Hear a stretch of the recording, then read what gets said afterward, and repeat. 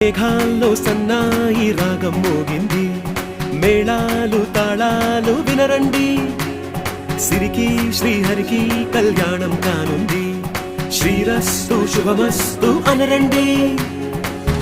అచ్చతలు గంటో పెళ్లికి అర్థం చెప్పారంటూ, మెచ్చదగు ముచ్చట ఇది అని సాక్ష్యం చెబుతామంటూ, జనులంతా జై కొట్టేలా జరిపిస్తామండి. అందాల కుందనపు బొమ్మవని